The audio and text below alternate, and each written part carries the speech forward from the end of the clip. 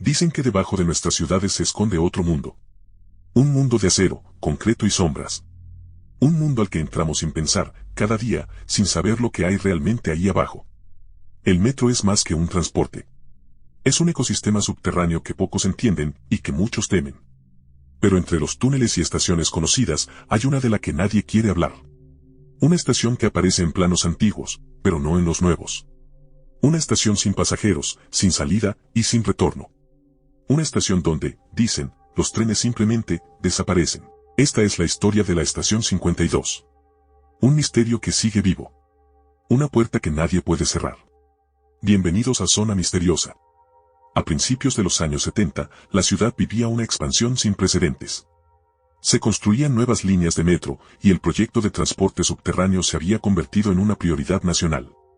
En los archivos oficiales, la red estaba diseñada para tener 51 estaciones activas, pero algunos planos de ingeniería, descubiertos décadas después, incluían una más, la número 52. Esta estación aparecía con coordenadas específicas, ubicada entre dos túneles activos, al sur de la línea 3, y muy cerca del cruce con la línea 4. Pero no había registros de su inauguración, ni fotografías oficiales, ni prensa. Y sin embargo, tenía planos arquitectónicos completos. Escaleras eléctricas, cámaras de vigilancia, salidas de emergencia, incluso un sistema de ventilación propio. Lo extraño es que el documento de construcción estaba firmado, pero sin fecha. Y en los papeles del Ministerio de Transporte, no figuraba ninguna estación 52. Los obreros que trabajaron en esa zona hablaban en voz baja. Algunos decían que el proyecto se detuvo por una fuga de gas subterránea.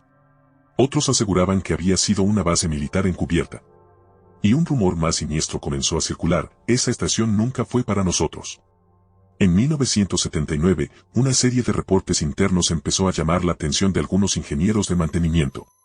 Sensores que marcaban movimiento en túneles vacíos. Alarmas de presión activadas sin motivo.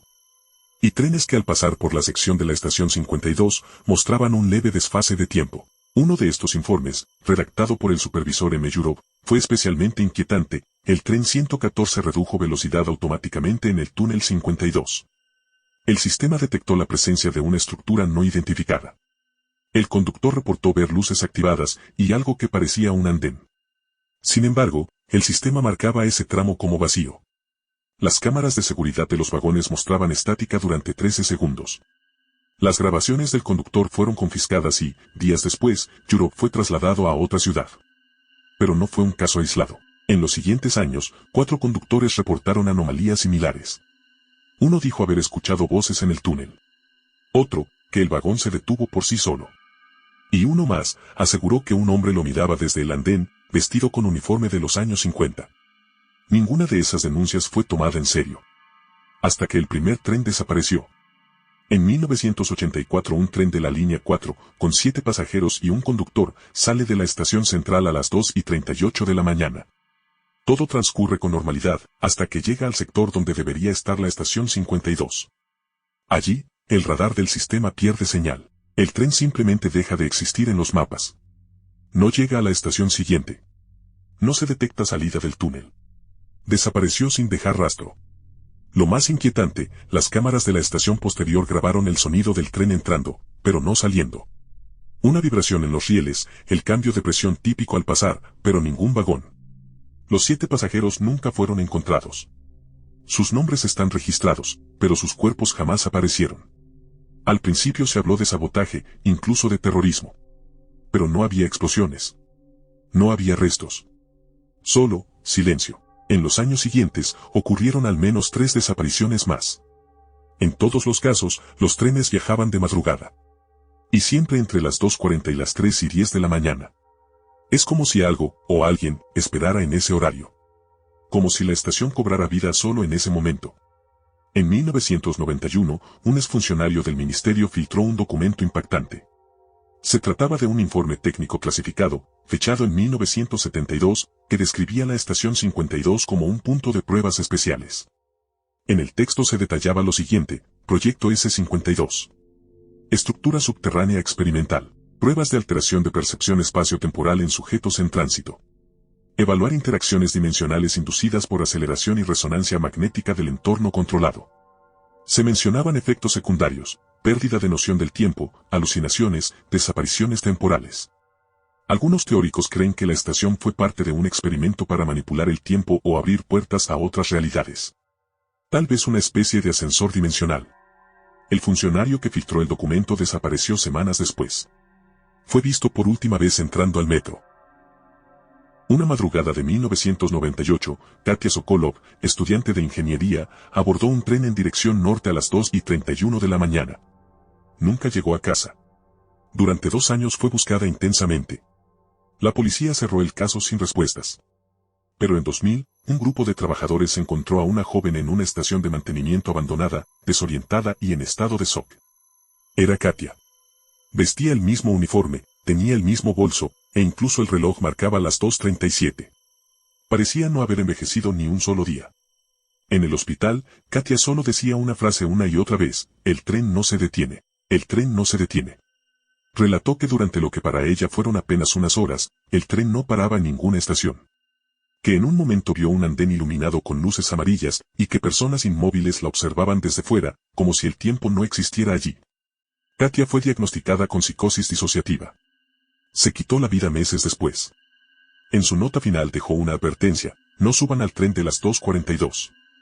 En 2012, un grupo de exploradores urbanos logró ingresar a los túneles clausurados cerca de la ubicación estimada de la estación 52. Equipados con cámaras térmicas y sensores de movimiento, grabaron su recorrido durante más de 30 minutos. Pero las grabaciones solo muestran 12 minutos de imágenes. Después, todo es estática. En el último fragmento se distingue un andén. El lugar está iluminado. Se ven asientos, una señal antigua. Y una figura humana, inmóvil, mirando a la cámara. Justo antes de que la señal se corte. Uno de los exploradores fue hallado horas después, en estado catatónico. Nunca volvió a hablar.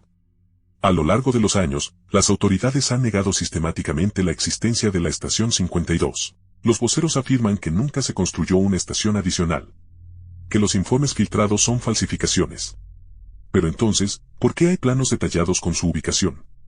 ¿Por qué trabajadores reportan luces encendidas en un tramo sellado?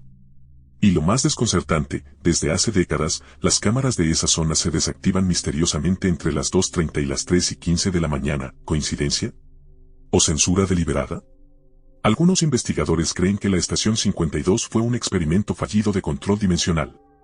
Otros piensan que se trata de una anomalía natural, una fisura en el espacio-tiempo. Hay quienes van más allá, aseguran que la estación no pertenece a este mundo. Que fue construida por otra cosa, y que simplemente está aquí, atrapada. Una teoría aún más extrema sugiere que la estación no desaparece, sino que el tren entra en un bucle eterno, atrapando a sus pasajeros en una secuencia sin fin. Sea como sea, nadie ha vuelto de allí con la mente intacta. Y ahora dime tú, ¿te atreverías a bajar al metro a las 2:40 de la mañana? ¿Te atreverías a mirar por la ventana si tu tren se detiene en un túnel sin nombre? La estación 52 no figura en los mapas, pero si prestas atención, es posible que algún día la veas. Y cuando la veas, será demasiado tarde. ¿Te bajarías o seguirías hasta el final del trayecto? Porque algunos trenes no tienen última parada.